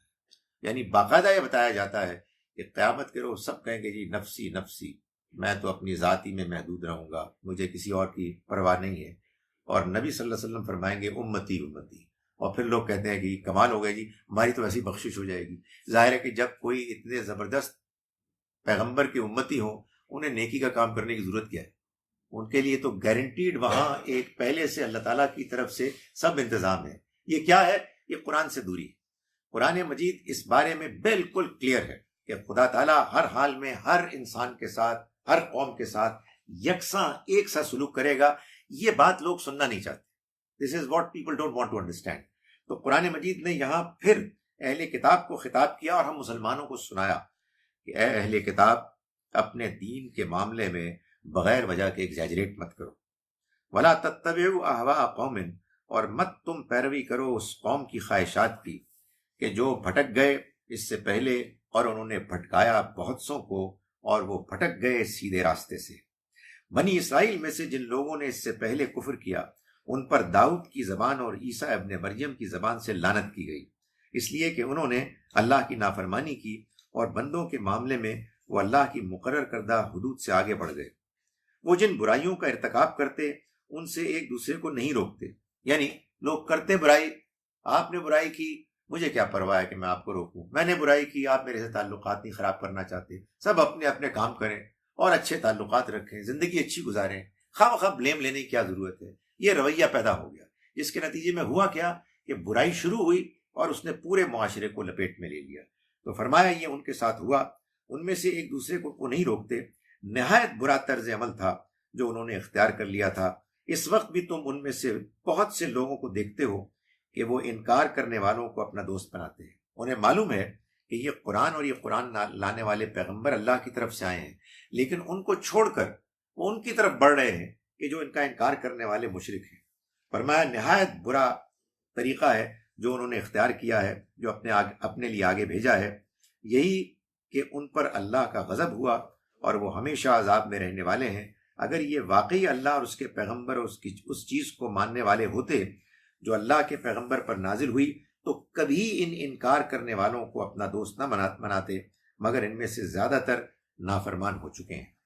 سورہ مبارکہ کا مضمون تو آیت نمبر 86 پر ختم ہو جاتا ہے، لیکن میں نے آپ کو کل بھی بتایا تھا کہ سورہ نساء سورہ نمبر 4 اور سورہ مائدہ سورہ نمبر 5 یہ دونوں پیر، یہ جوڑا ہے۔ سورہ نساء میں بھی اللہ تعالیٰ نے، آپ سمجھئے کہ کوئی 2/3 سے ذرا زیادہ سورہ کے بعد کوشچن آنسر شروع کر دیے تھے، یعنی سورہ مبارکہ میں پیدا ہونے والے جو سوالات تھے ان کے اللہ تعالیٰ نے جوابات دیے۔ یہاں بھی معلوم ہوتا ہے کہ آیت نمبر 87 سے یہ سلسلہ شروع ہو گیا۔ وہاں سورہ نساء کے آخر میں اللہ تعالیٰ نے جو بات بیان کی تھی وہ 4 سوالوں کے جواب دیے، یہاں 5 سوالوں کے جواب ہیں۔ سب سے پہلے آیت، اور ان 5 سوالوں کا آغاز ہوا ہے یا ایھا الذین آمنوا سے۔ سو پہلے اللہ تعالیٰ نے فرمایا آیت نمبر 87 میں، جس میں کہ پہلا سوال یہ تھا کہ یہ جو اللہ تعالیٰ نے چوپایوں کا ذکر کیا ہے کہ وہ حلال ٹھہرائے گئے ہیں، تو لوگوں نے پوچھنا شروع کر دیا کہ اس کے بعد کیا شریعت میں اور کوئی چیز ایسی نہیں ہے کہ جو حرام ہے؟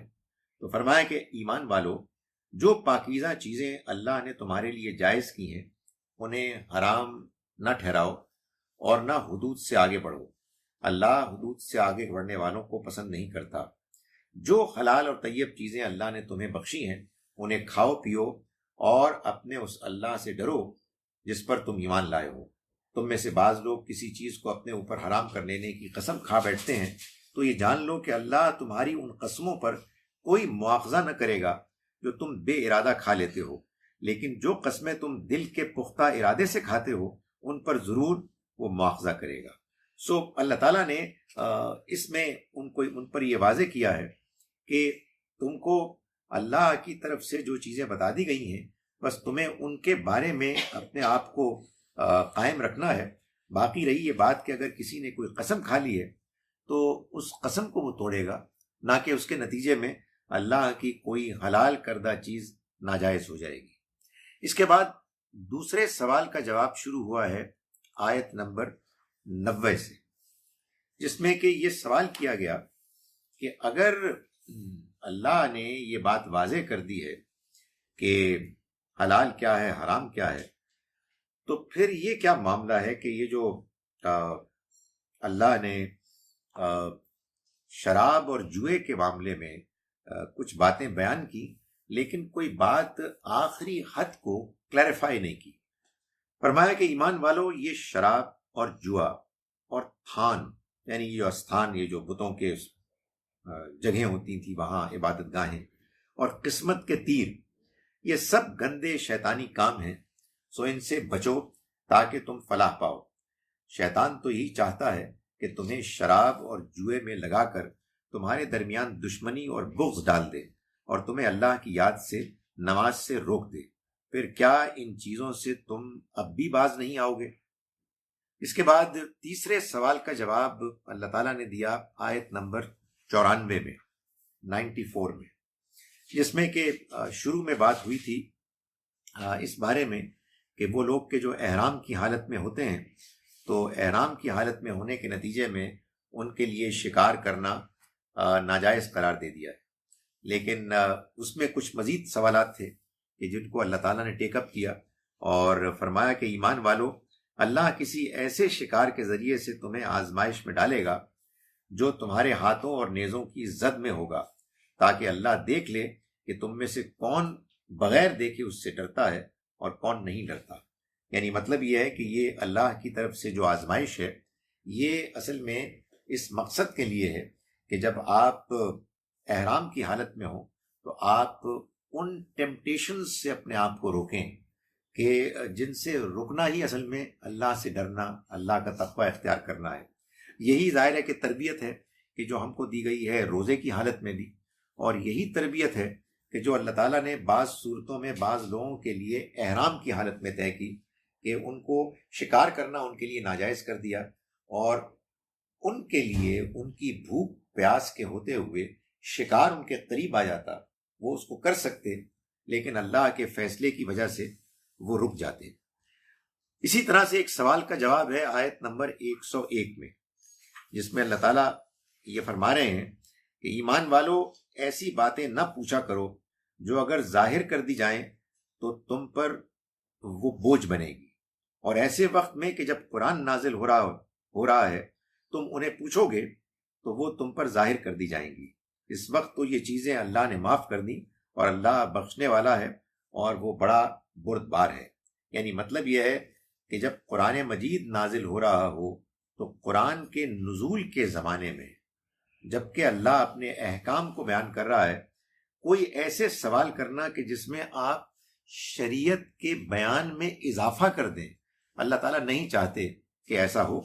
جب اللہ کی شریعت نازل ہو رہی ہے تو اس کے نزول کو آپ دھیان سے سنیں اور یہ جانیں کہ اللہ نے آپ کے لیے کیا کیا رہنمائی فرمائی ہے۔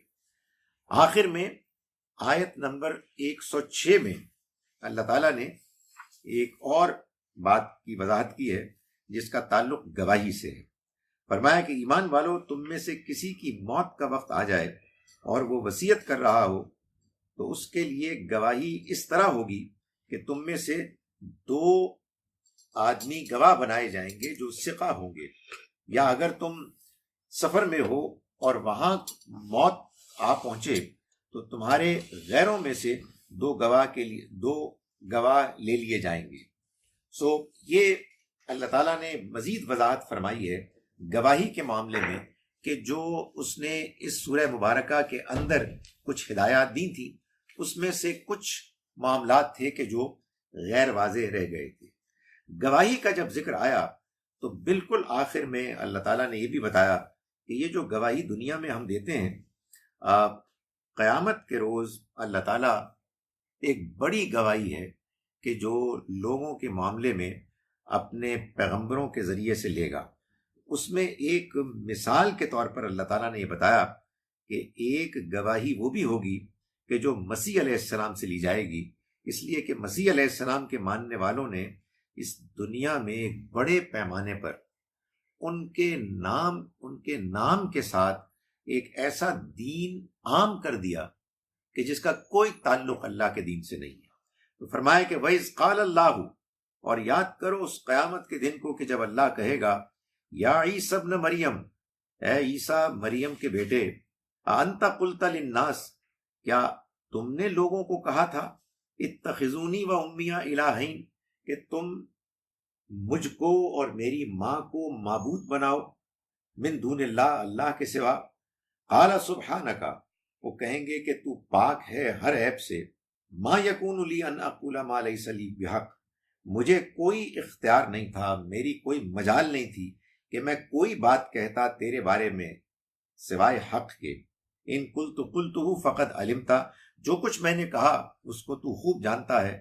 تعلم ما فی نفسی، تو جانتا ہے جو میرے نفس میں ہے، ولا اعلم ما فی نفسک، میں نہیں جانتا جو تیرے نفس میں ہے۔ انک انت علام الغیوب، تو ہی ہے کہ جو تمام غیب کا بن دیکھی چیزوں کا جاننے والا ہے۔ ما قلت لهم الا ما امرتنی به، میں نے ان کو صرف وہ بات کہی جس کا تو نے مجھ کو حکم دیا تھا۔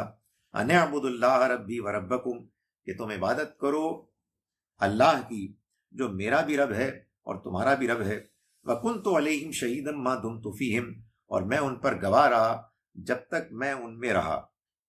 فَلَمَّا تَوَفَّيْتَنِي، پھر جب تو نے مجھ کو وفات دے دی، كُنْتَ أَنْتَ الرَّقِيبُ عَلَيْهِمْ، تو ہی تھا کہ جو ان پر نگران تھا. وَأَنْتَ عَلَى كُلِّ شَيْءٍ شَهِيدٌ، اور تو ہر چیز پر گواہ ہے. ان تعذبہم، اگر تو ان کو عذاب دے دے، فإنہم عبادک، تو وہ تیرے بندے ہیں. وإن تغفر لہم، اور اگر تو ان کو معاف کر دے، فإنک انت العزیز الحکیم، تو ہے کہ جو زبردست ہے، حکمت والا ہے. سبحانک اللہم نشہد ان لا الہ الا انت نستغفرک ونتوب. اب میں سوالات کے لیے حاضر. سر اس میں بھی ایک بات میں نے کی کہ جو زمین میں فساد پھیلائے، اگر وہ توبہ کرے پکڑے جانے سے پہلے تو نہیں معاف. تو شاید وہ اس طرح سے توبہ کر لی تو اس کو کیا لاؤ کرے چھوڑ دے کہ جس نے توبہ کر لی تو کیا گارنٹی ہے وہ آئندہ کچھ نہیں کرے گا؟ پتہ کیسے چلے گا؟ مطلب ایسے تو یعنی زمین میں فساد جو مچائے گا اور پھر وہ توبہ کر لے گا، تو اس کے بارے میں جو اللہ نے سزاؤں کا بیان کیا ہے، وہ سزائیں ان کو نہیں ملیں گی، لیکن آرڈنری سزا ملے گی. یعنی سزاؤں کی دو کیٹیگریز ہیں. ایک وہ سزائیں ہیں کہ جو کسی جرم کے کرنے پر اس کو ملتی ہے، چوری پر ملتی ہے، قتل پر ملتی ہے، زنا پر ملتی ہے. اور ایک وہ زیادہ سخت سزا ہے کہ جو انہی جرائم کو زمین میں فساد مچانے کے لیول پر کرنے کے نتیجے میں ملنی تھی. وہ اگر انہوں نے پکڑے جانے سے پہلے اس کو چھوڑ دیا، یعنی ان کے چھوڑنے کا ایک واضح ثبوت مل گیا کہ اب وہ نہیں کرتے، تو پھر ان کو جو آرڈنری جرائم کی سزا ہے وہ تو ملے گی، لیکن اس کی نہیں ملے گی. اور یہ ظاہر ہے کہ فیصلہ کیا جائے گا کہ یہ جو انہوں نے زمین میں فساد مچانے کا رویہ ہے، یہ واقعی چھوڑ دیا ہے یا نہیں چھوڑا. یعنی یہ بھی ہو سکتا ہے کہ پولیس آ گئی، پکڑے جانے کا آخری جو امکان تھا وہ بھی پورا ہو گیا، اور اب وہ لاؤڈ سپیکر پر اعلان کر رہے ہیں کہ جی ہم نے اس کو چھوڑ دیا. تو ظاہر ہے یہ تو بیوقوفی ہوگی، اس طرح نہیں ہوگا. یہ شواہد ہونے چاہیے کلیئرلی کہ ایک گروہ تھا، اس نے ایک غلط رویہ زمین میں فساد مچانے کا شروع کیا، اور پھر ایک موقع پر آ کے انہوں نے اس کو خود سے ابینڈن کر دیا. جی تم میں سے کسی کی موت کا واقعہ جو وصیت کر رہا ہو، اس کے لیے گواہی اس طرح ہوگی کہ تم میں سے وہ دو سکا آدمی، یہ سب اس میں یعنی سفر میں ہیں لوگ اور کسی کو موت نظر آ گئی، اور وہ یہ محسوس کرتے ہیں کہ مجھے وصیت کرنی ہے. تو اللہ تعالیٰ نے فرمایا کہ نماز کے بعد زیادہ بہتر طریقہ یہ ہے کہ نماز کے بعد اپنے میں سے دو لوگوں کو روک لو، یعنی مسلمانوں میں سے جو ثقہ ہیں، ریلائبل ہیں، سیانے ہیں، اور ان کو پھر بتاؤ کہ تمہاری وصیت کیا ہے.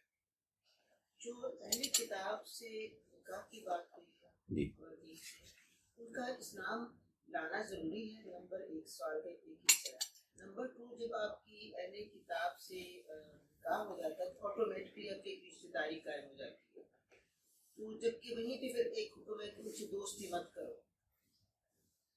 جی، پہلی بات تو یہ ہے کہ اہل کتاب خواتین سے جو نکاح ہے، اس میں کیا وہ ابھی مسلمان نہیں ہوئی؟ اگر وہ مسلمان ہو گئی تو پھر وہ مسلمان ہیں.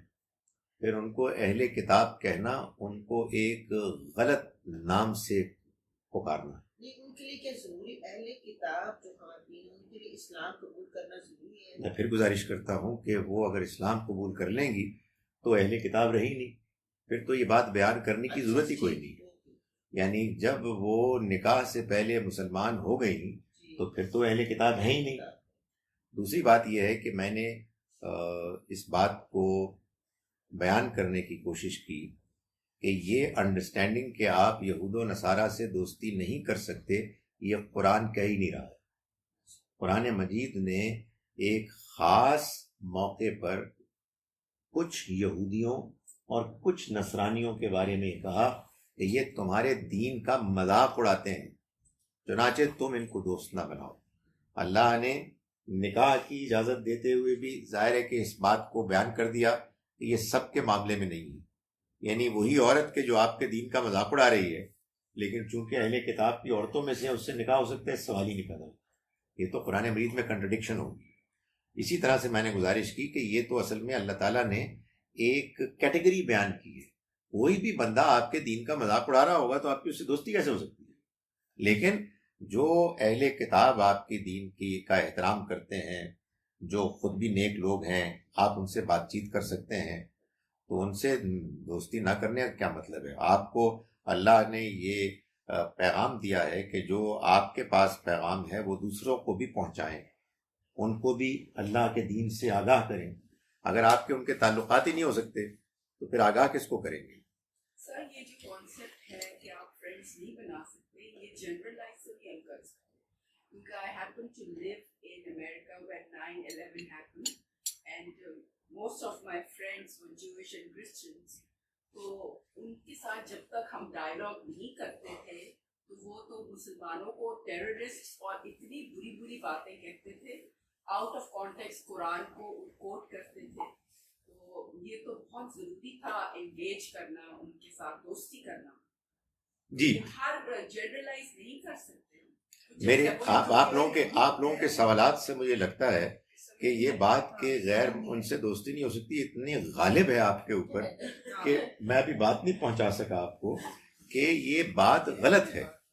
خدا تعالیٰ یہ کہہ ہی نہیں رہا، بلکہ خدا تعالیٰ نے جو الیہود اور النصارہ کے الفاظ استعمال کیے ہیں اس میں الف لام جو ہے وہ اسپیسیفائی کر رہا ہے کہ یہ خاص یہودی ہیں اور خاص نصرانی ہیں.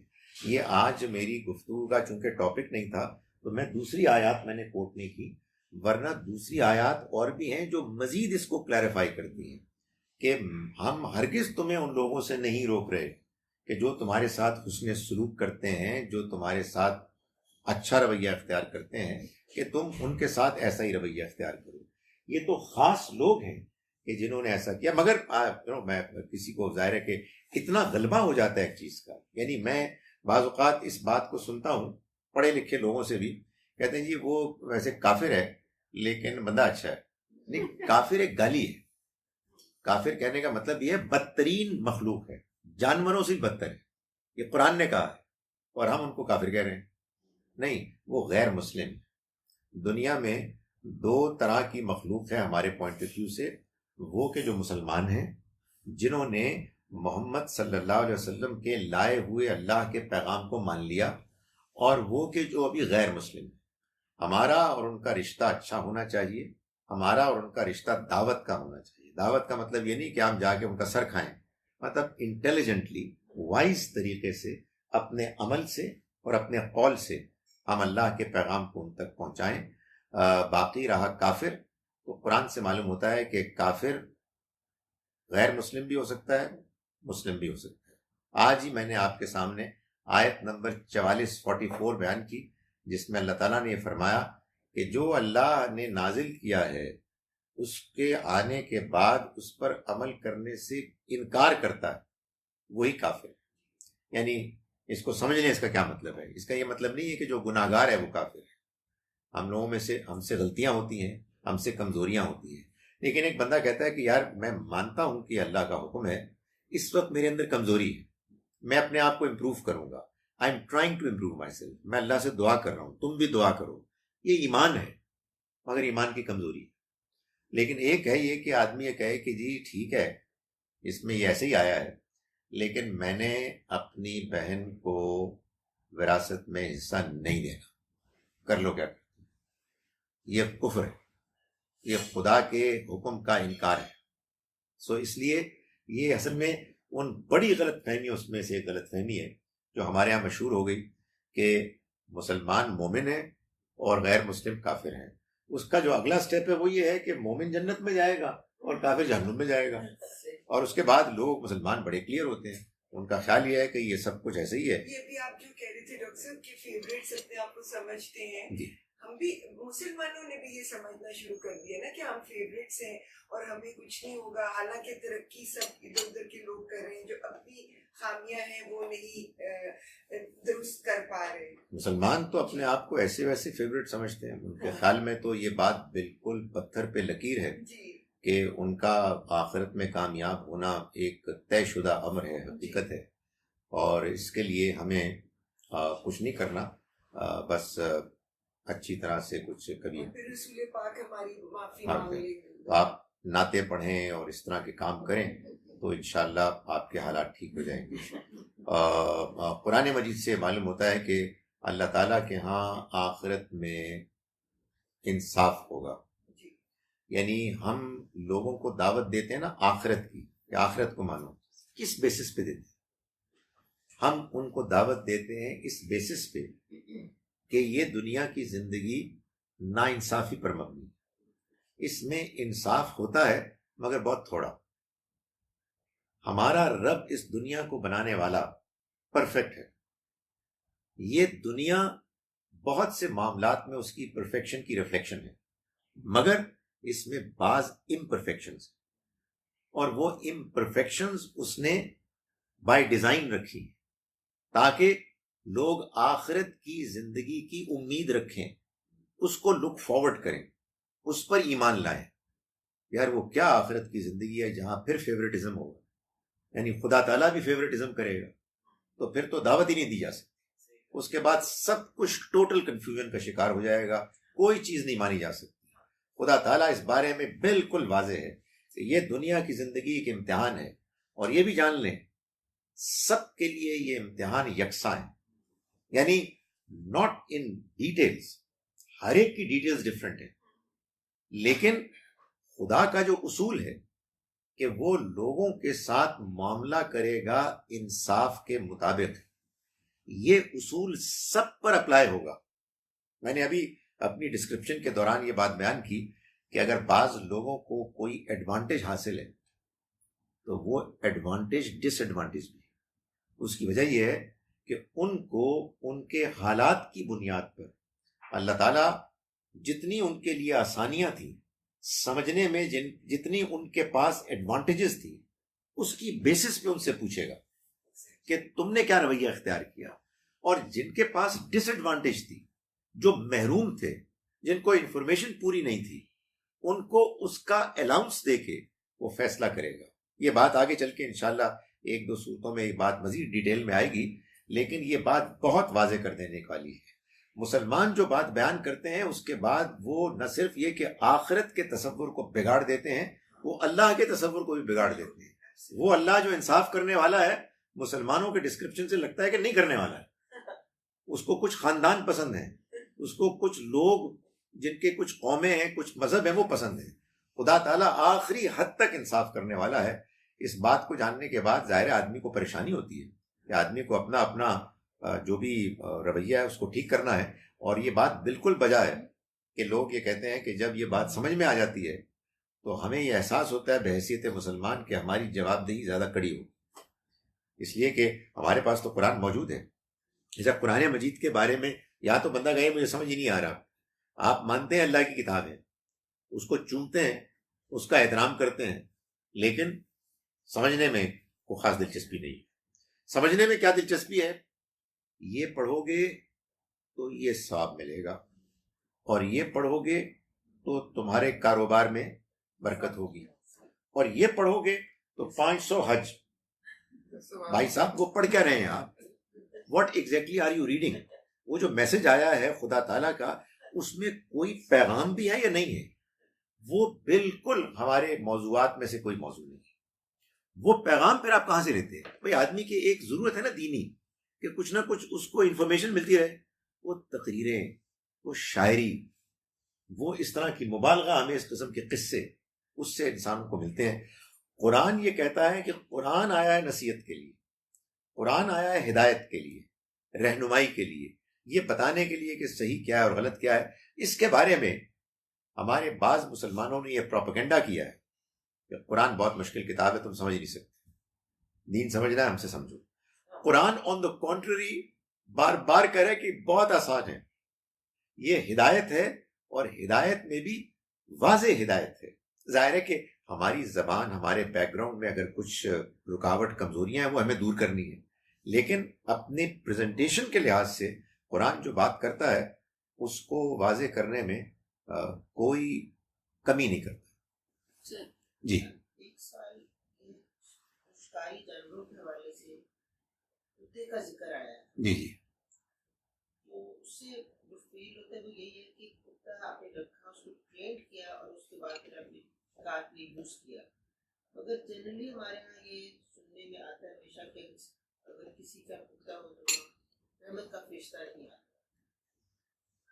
تو اس میں یہ جو یہ کہ آپ رکھیں گے کتا، اس کو ٹرین کریں گے، اس سے شکار کا کام لیں گے.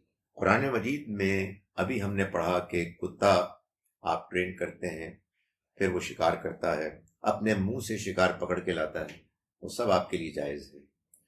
کتا آگے پڑھیں گے ہم، اصحاب کہف کا کتا تھا، اس کو اللہ تعالیٰ نے جس طرح بیان کیا ہے بڑی شاندار طریقے سے بیان کیا ہے. ہمارے ہاں کتے جو ہیں وہ ناجائز ہیں. اس کی وجہ یہ ہے کہ ہمارا جو دین ہے مسلمانوں کا وہ قرآن بیسڈ نہیں، وہ حدیث بیسڈ ہے. قرآن تو تلاوت کی کتاب ہے، میں نے بھی آپ کو بتایا ثواب کی کتاب ہے، اس سے بہت برکت ہوتی ہے. دین کہاں سے سیکھیں گے؟ دین حدیث سے سیکھیں گے. حدیث کیا ہے؟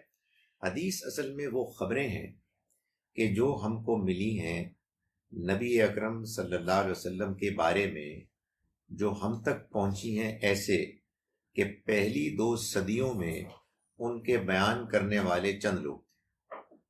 ان کو ہمارے محدثین نے بڑے محنت، تحقیق اور قربانیاں دے کر ان کے بارے میں اپنی اوپینین فارم کی. مثال کے طور پر امام بخاری نے، کہ میں آپ کو یہ بتا رہا ہوں کہ نبی صلی اللہ علیہ وسلم نے مثال کے طور پر یہ فرمایا انما الاعمال بالنیات، مثال کے طور پر. تو جب یہ وہ سٹیٹمنٹ بیان کرتے ہیں جس کو کہتے ہیں حدیث کا متن ٹیکسٹ، تو وہ ساتھ یہ بھی بتاتے ہیں کہ یہ میں نے سنا ہے اے سے، اور جینٹلمین اے، اور اے نے یہ سنا تھا بی سے. بی سے امام بخاری کی ملاقات نہیں ہوئی، ہو بھی نہیں سکتی تھی، ان کی اے سے ملاقات. اے نے سنا تھا بی سے، بی نے سنا تھا سی سے، اور سی نے سنا تھا ڈی سے، اور ڈی نے سنا تھا ایک صحابی سے جنہوں نے نبی صلی اللہ علیہ وسلم سے سنا. تو امام بخاری یہ فرماتے ہیں، یہ ان کی تحقیق کا کمال ہے کہ انہوں نے یہ کہا کہ میں نے جو معیار، جو میں نے سٹینڈرڈ رکھا ہے، کرائیٹیریا رکھے ہیں کسی انسان سے حدیث کو قبول کرنے کے معاملے میں، اے اس پر پورا اترتا ہے. یعنی اسے دیانتدار ہونا چاہیے، اس کی میموری اچھی ہونی چاہیے، وہ دین جانتا ہو، اس کی ملاقات بی سے ہوئی ہو. میں نے اپنی امکانی حد تک with all the understanding that I have، میں نے یہ اسٹیبلش کیا ہے، اور یہی معاملہ سی کا بھی ہے، یہی معاملہ ڈی کا بھی ہے.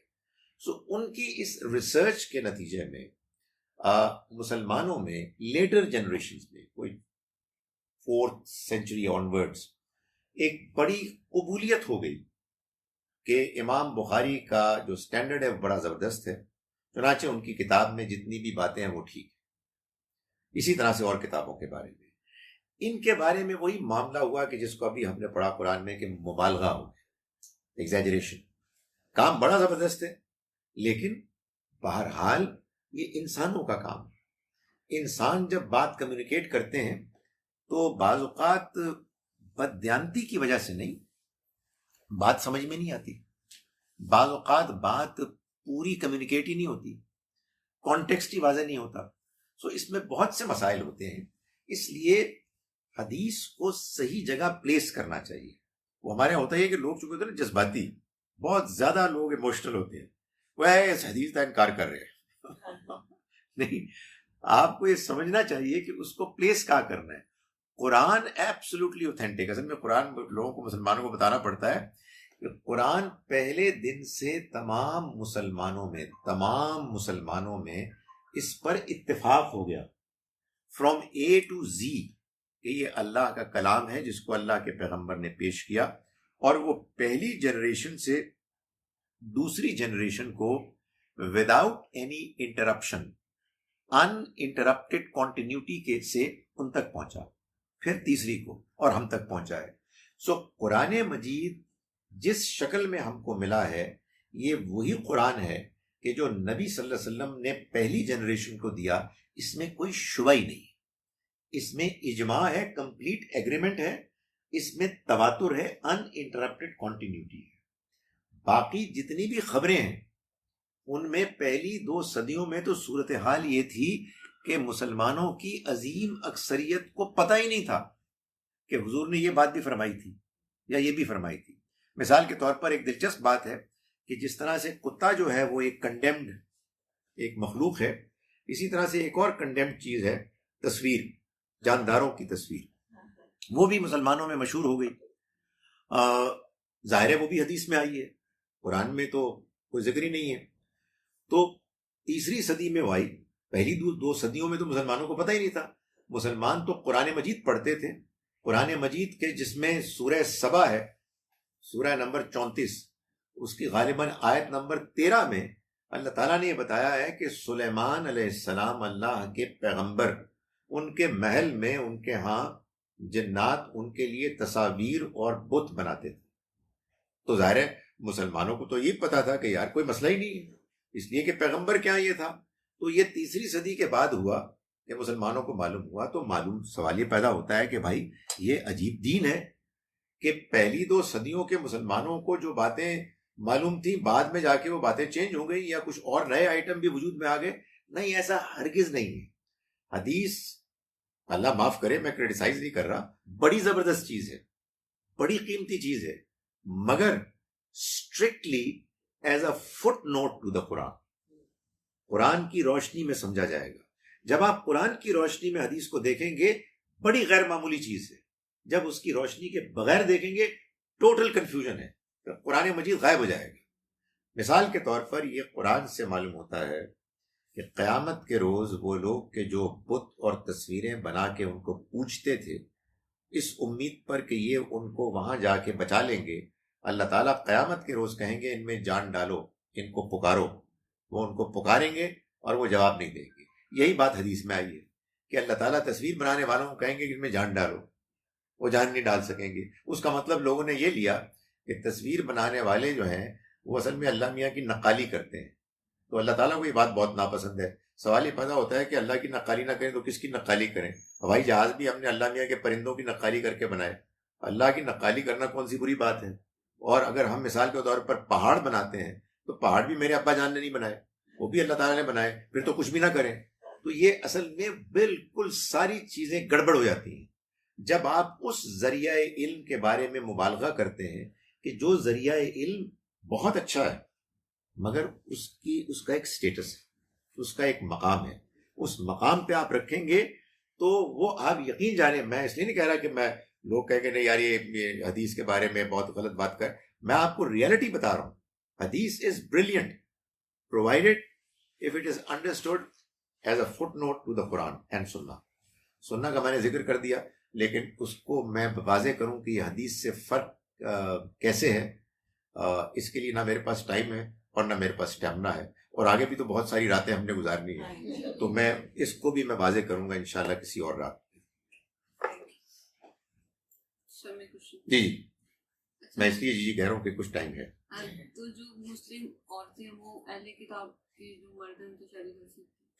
مسلم عورتیں اہل کتاب کے مردوں سے شادی کر سکتی ہیں, اس کے بارے میں قرآن مجید میں کوئی کلیئرلی بات نہیں تو ہے. پھر کر سکتی ہیں. لیکن اگر آپ نے جواب دینا تو پھر آپ دے دیں, میرا جواب سن لیں آپ. میں گزارش کر رہا ہوں کہ اس کے بعد 2 امکانات ہو سکتے تھے.